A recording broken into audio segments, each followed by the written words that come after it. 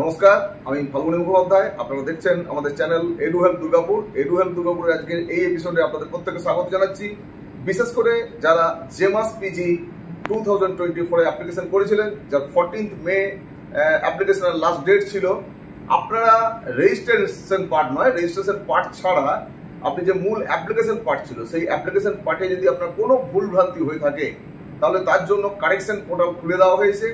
আজ 16 মে 2024 এবং 17 মে 2024 এই দুদিন হচ্ছে এই পোর্টাল খোলা থাকবে। সুতরাং মূল অ্যাপ্লিকেশন পার্টে যদি আপনার কোনো ধরনের ভুল থেকে থাকে, তাহলে অবশ্যই আপনি কারেকশন করে নিতে পারেন। আপনারা যারা জেমাস পিজি 2024 অ্যাপ্লিকেশন করেছেন, আপনারা এই খবরটা দেখুন এবং আপনার যে কনফার্মেশন পেজ নিয়েছেন, সেই কনফার্মেশন পেজটা কিন্তু চলবে না।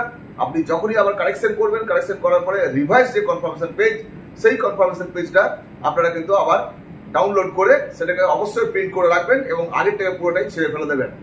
এটা হচ্ছে আপনাদের মেনলি কাউন্সিলগুলো সব আপনাদের প্রডিউস করতে হবে।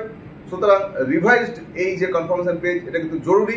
সুতরাং কারেকশন করুন আর রিভাইজ কনফার্মেশন পেজকে প্রিন্ট আউট অবশ্যই নিয়ে রাখুন। কোথাও সেভ করে রাখবেন না, মোবাইলে বা আপনার ডেস্কটপে বা ল্যাপটপে কোথাও সেভ করে রাখবেন না। এটাকে সঙ্গে সঙ্গে প্রিন্ট করে আপনার নির্দিষ্ট ফাইলে এটাকে যত্ন করে রেখে দিন।